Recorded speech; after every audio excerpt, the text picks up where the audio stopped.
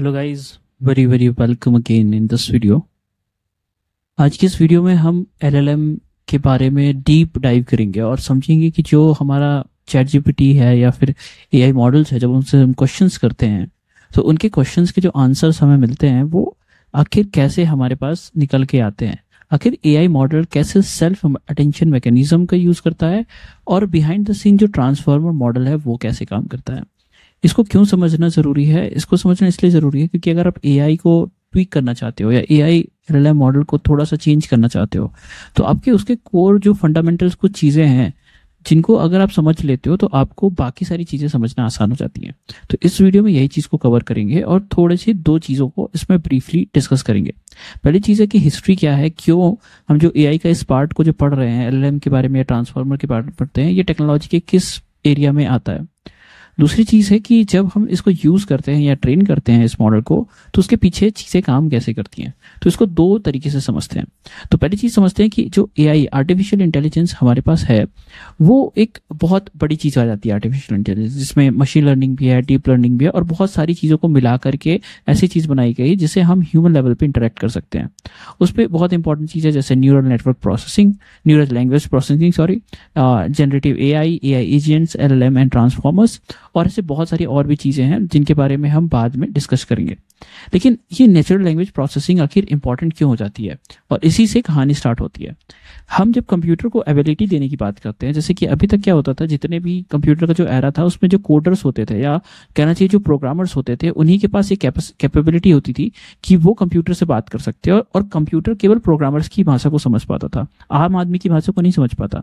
आम आदमी की भाषा को समझने के लिए हमें कंप्यूटर को इस स्तर पर बनाना पड़ेगा कि वो खुद ब खुद आदमी के शब्दों को समझ जाए, उनके वर्ड्स और सेंटेंसेस को समझकर उसको क्लासिफाई कर सके और नए जो टेक्स्ट है उसको जनरेट कर सके। और जब तक वो समझेगा नहीं तब तक जनरेट कैसे करेगा? तो उसकी मीनिंग को निकाल पाना, उससे जनरेट कर पाना, उससे कुछ सेंटेंस फॉर्मेशन कर पाना न्यूरल लैंग्वेज प्रोसेसिंग का एक बहुत इंपॉर्टेंट हिस्सा था और इसी जर्नी पे बहुत सालों से काम चल रहा है, जिसमें गूगल ने 2013 से लेकर के बहुत सारी अच्छी चीजें रिलीज की थी।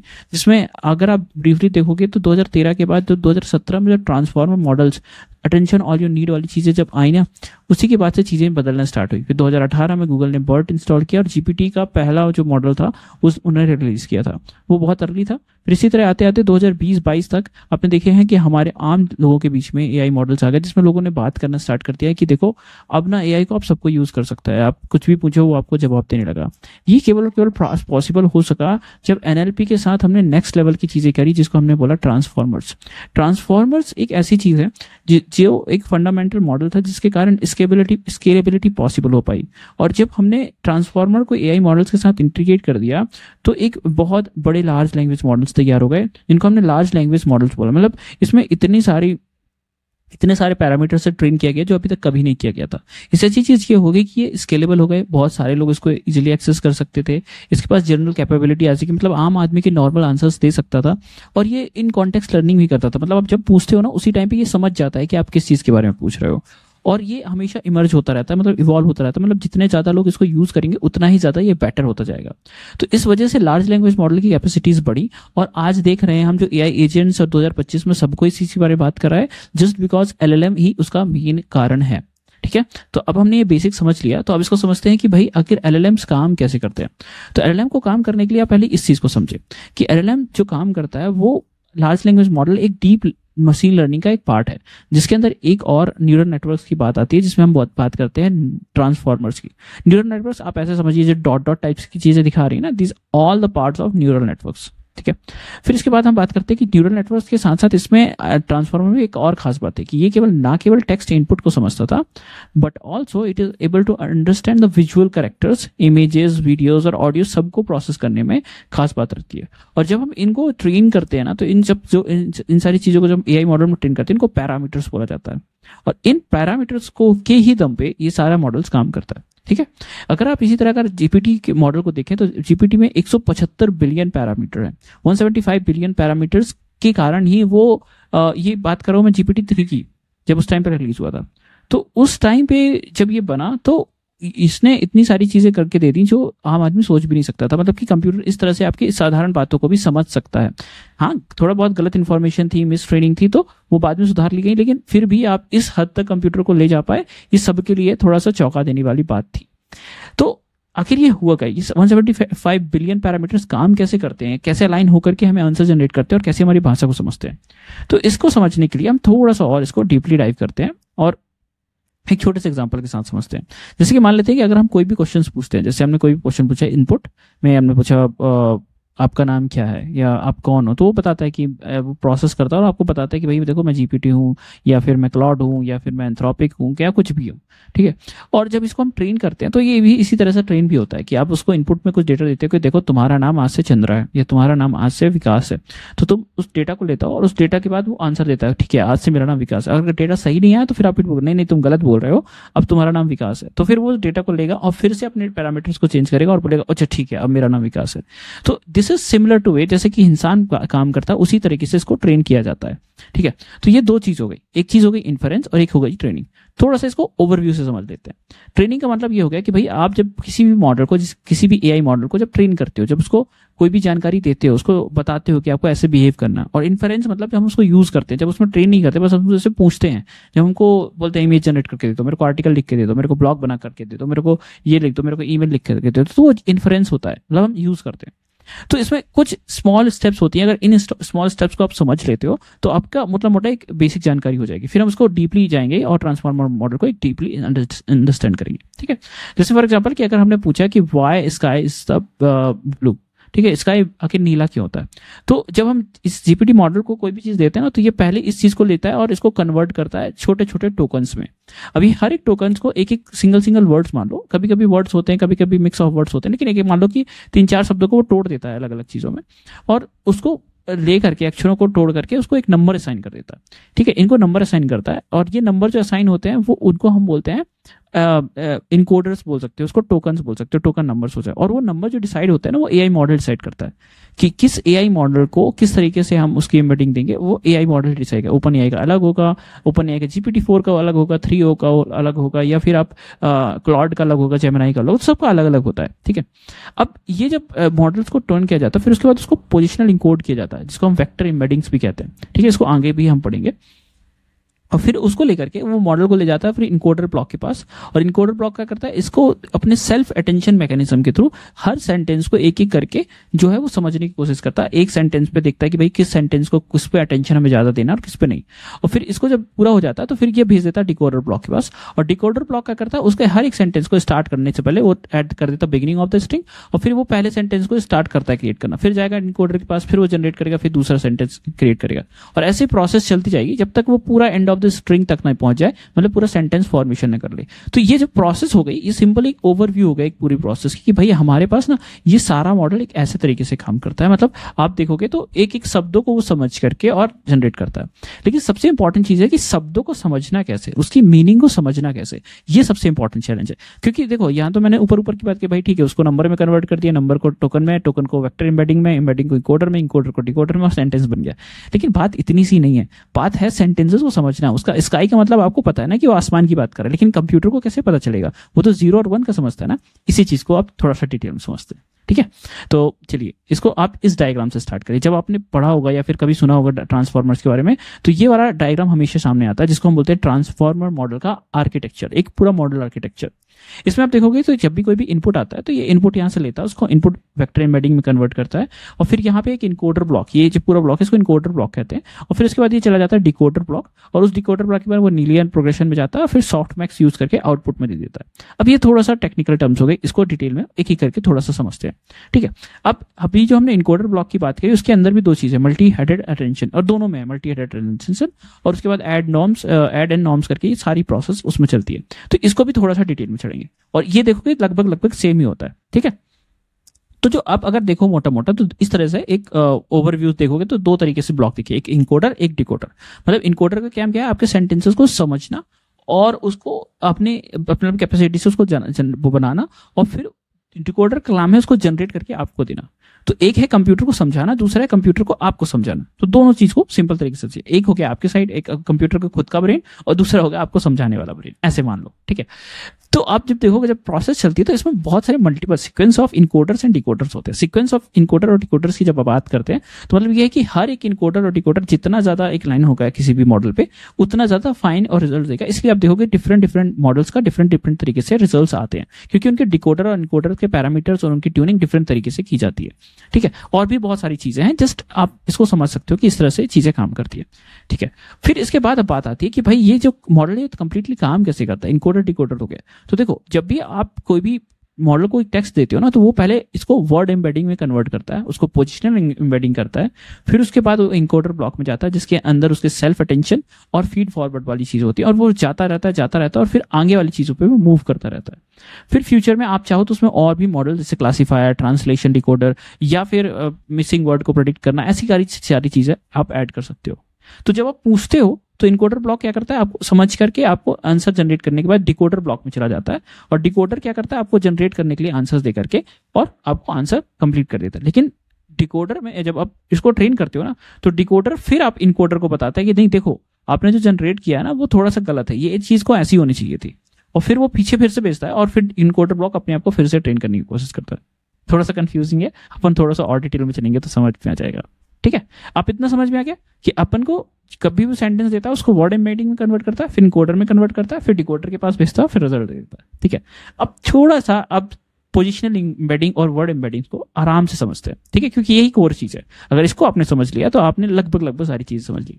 ठीक है, तो आपके पास क्या है कि पोजिशनल इनकोडिंग की जब हम बात करते हैं तो जब भी कोई भी सेंटेंस आप किसी भी मॉडल को देते हो तो वो हर एक चीज को, शब्द को टोकन में कन्वर्ट करता है, ये हमने पहले भी सुना। अब ये टोकन डिसाइड कौन करता है, मॉडल डिसाइड करता है।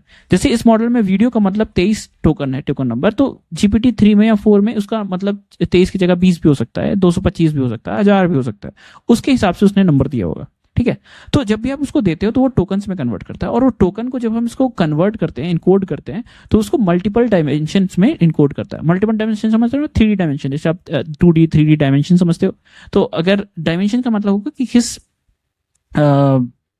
डायमेंशन को हिंदी में क्या बोलते हैं मुझे क्लियरली नहीं, तो ऐसा समझ लो कि किस तरफ उसकी चीजें पढ़ेंगी, जैसे X axis, Y axis, Z axis, third dimension होती है, हम 3 डायमेंशन समझते हैं।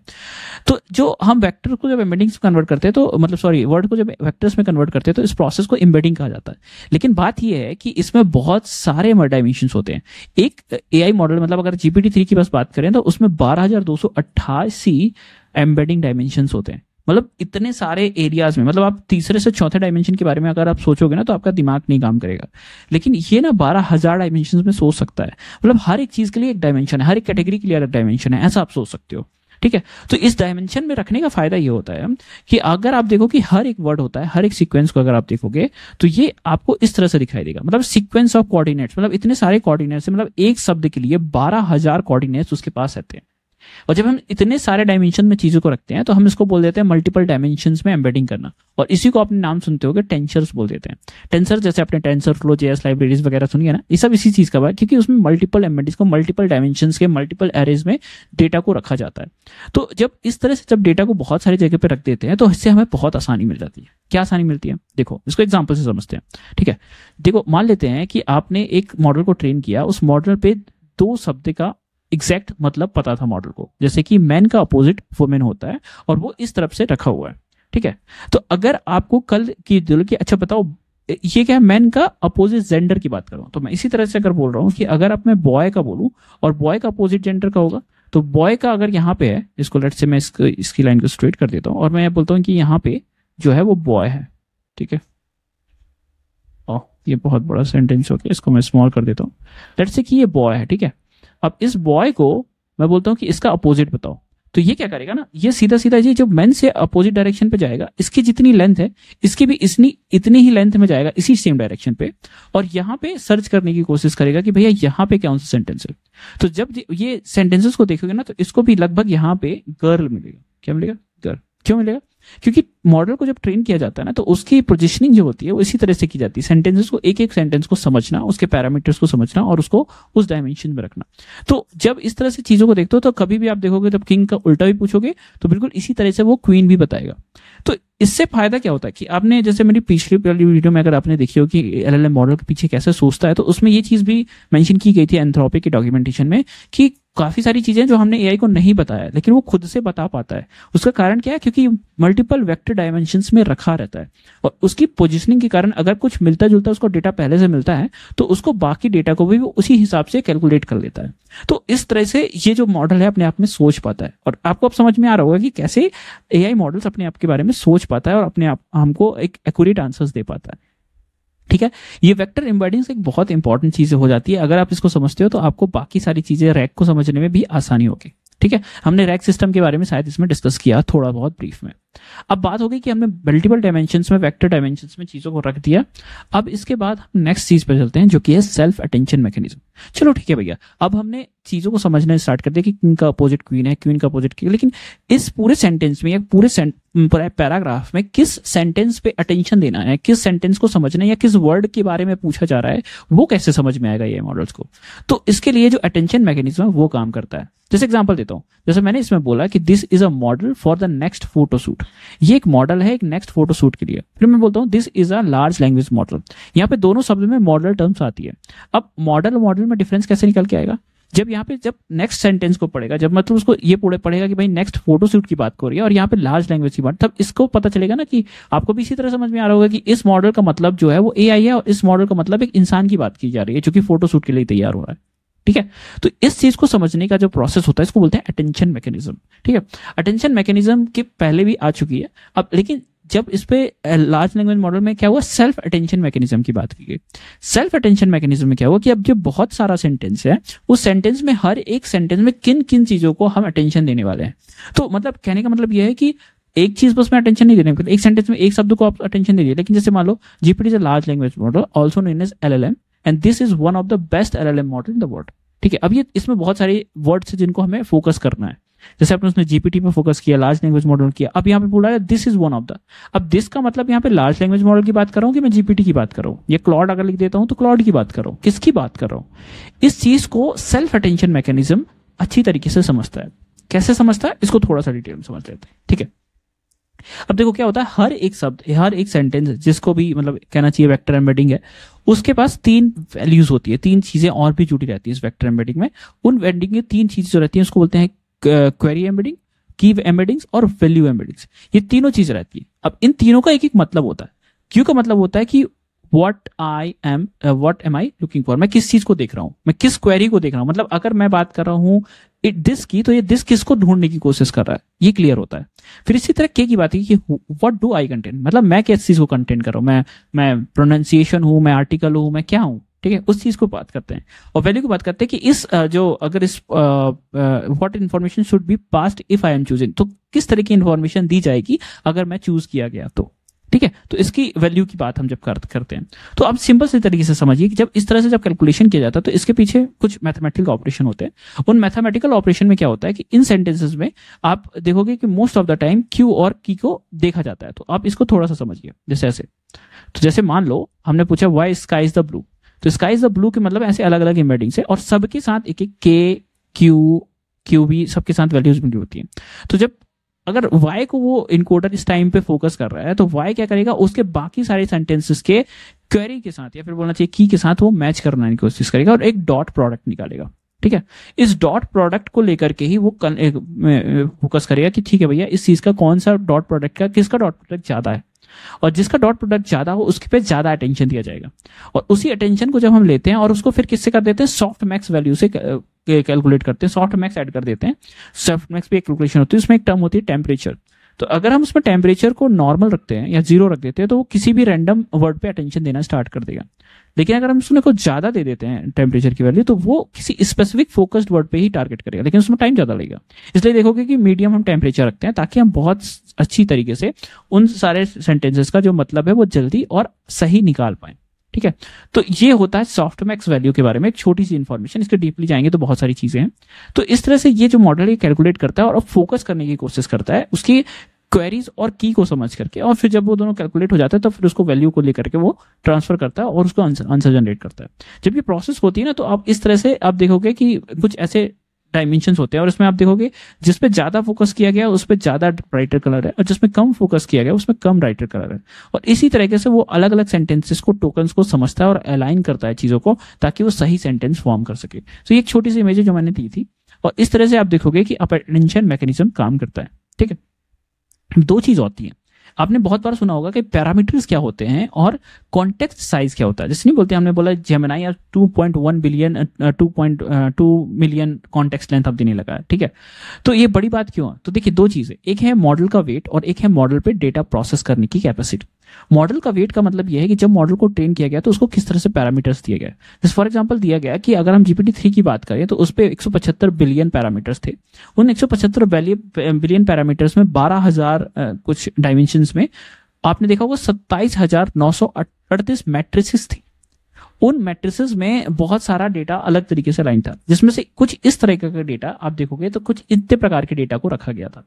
उसमें से बहुत सारे वर्ड्स एम्बेडिंग्स थे, कुछ कीज थी, कुछ क्वेरीज थी, कुछ वैल्यूज थी जो अलग अलग तरीके से डिफाइन की जा रही थी। आउटपुट थे, अपकमिंग प्रोजेक्शन से डाउन। अब देखो आउटपुट क्या था, मतलब जो एक्सपेक्टेड आउटपुट को पहले से ट्रेन किया गया, ठीक है ना, कि भाई ऐसा आपको देना है। कुछ अनएम्बेडिंग्स वाली चीजें भी थी जो नॉर्मल को एज इट इज रखा गया, जिसका कोई मतलब नहीं निकलता, बस आप रखो ताकि आपको कभी जरूरत पड़ते उसको यूज कर ले। तो ऐसे बहुत सारी चीजें थी जो GPT मॉडल के अंदर डाली गई। ठीक है, अब इससे फायदा क्या हुआ कि जब ट्रेन करते हैं ना, तो ये जो की क्वेरी वैल्यूज ये सारे वेट्स जो है ना एडजस्ट होते हैं ट्रेनिंग के टाइम पे। लेकिन जब आप उसको इन्फ्रेंस करते हो, मतलब जो यूज करते हो, तो ये बस आपको डेटा प्रेडिक्ट करके देता है। This is the core difference between training and inference. ठीक है, तो इसी तरीके से आप देखोगे तो हर एक मॉडल पे एक पैरामीटर्स जुड़ा होता है। जब हगिंग फेस में अगर आप जाओगे या फिर आप किसी ओपन सोर्स मॉडल में देखोगे तो Meta 7 billion parameter, 60 billion parameters, अब तो ट्रिलियन कहना चाहिए, तो ट्रिलियन पैरामीटर्स पे भी ट्रेन होने लगे हैं जो प्रायर मॉडल्स हैं। और इस तरह से जो मॉडल है उसका जो वेटेज बढ़ता है, लेकिन उससे कॉन्टेक्स्ट साइज पे मतलब अंतर नहीं आता। अगर आप बोलो कि हमने बहुत बड़ा मॉडल लिया तो उसका कॉन्टेक्स्ट साइज आता है, ऐसा जरूरी नहीं है, क्योंकि कॉन्टेक्स्ट साइज होता है उसकी मॉडल की कैपेसिटी कि वो कितना सारा टेक्स्ट को अपने दिमाग में रखे एक ही टाइम पे प्रोसेस कर सकता है। ठीक है, तो ऐसे मान लो कि जैसे कि मेरे पास एक बहुत सारे मैट्रिक्स हैं। ऐसे आप मान लो कि जैसे GPT-3 की बात करो ना आप यहाँ पे, तो GPT-3 में 12,000 डायमेंशन है GPT-3 में, और उसकी कॉन्टेक्स्ट लेंथ 2,000 है। तो आप ऐसे मान लो कि एक ही टाइम पे उसको 12,000 लेंथ के जो वेक्टर डेटा है उसको लेकर के उसको 2,000 मतलब वर्ड्स को एक ही टाइम पे प्रोसेस करना, 2,000 टोकन्स को एक ही टाइम में प्रोसेस करना। तो ये भी एक बहुत बड़ी बात है ना, एक AI मॉडल के लिए बहुत बड़ा। लेकिन अब तो गूगल कह रहा है कि हमने 2 मिलियन पैरामीटर्स की बात किया, और सोचो उसके डायमेंशंस भी अब बहुत सारे बढ़ गए होंगे। तो मतलब अब ब्रेन के पास ज्यादा कैपेसिटी है, मतलब कंप्यूटर के पास अब इसमें कितनी सारी कंप्यूटेशन लगती होगी कैलकुलेट करने के लिए एक एक नंबर्स को, और इसी तरीके से एक डेटा को प्रेडिक्ट करने पे। और यही मॉडल सेम यूज होता है अलग तरीके की इमेज जनरेशन के लिए, चाहे डेटा आप इमेज जनरेशन की बात करो, चाहे आप वीडियो जनरेशन की बात करो, सब में सेम तरीके के मॉडल्स ही यूज होते हैं। तो कितनी इंटरेस्टिंग चीज है ना, आपको कितना सारा चीजें इसमें समझ में आई होगी। तो मैंने अभी बहुत सारा केवल हाई लेवल चीजें बताई, इसमें बहुत सारे मैथमेटिक्स फॉर्मूलेज हैं, कैलकुलेशन है, लेकिन हमको उसमें फोकस नहीं करना, क्योंकि हमें बात करनी है डेवलपमेंट की, हमें बात करनी है LLM पावर्ड एप्लीकेशंस की, हमें बात करनी है LLM से हम यूज केसेस कैसे निकाल सकते हैं। तो मुझे लगता है कि इस वीडियो से आपको समझ में आया होगा, और अब आपको बहुत अच्छे से पिक्चर समझ में आती होगी कि जब हम बात करते हैं कि AI मॉडल्स पे और हम बात करते हैं LLMs के, तो उसमें ट्रांसफॉर्मर मॉडल्स का कितना ज्यादा योगदान है। और ट्रांसफॉर्मर मॉडल के कारण ही आज हम text, video, image, audio, video सब कुछ जनरेट कर पाते हैं, कुछ छोटे छोटे मॉडल्स या बड़े बड़े सारे मॉडल्स को यूज करके। और अब आप सुनते हो इसके बाद फ्रंटियर मॉडल्स हमारे पास इतने सारे हैं, ओपन सोर्स मॉडल इतने सारे हैं, और हम कैसे उनको यूज कर सकते हैं, और ये सारी चीजें करते हैं। ठीक है, तो होप इस वीडियो में मैंने बहुत सारे आपके डाउट्स क्लियर करे होंगे, या फिर आपको एक बहुत क्लियर तरीके से ओवरव्यू देने की कोशिश की है। तो अगर आपको कोई भी और प्रश्न है या सवाल है तो चढ़ते हैं, या फिर किसी नेक्स्ट वीडियो फिर आगे बढ़ेंगे और प्रैक्टिकल इंप्लीमेंटेशन देखेंगे अपने LLM जर्नी पे या LLM इंजीनियरिंग की जर्नी पे। Until then, thanks for watching and keep improving.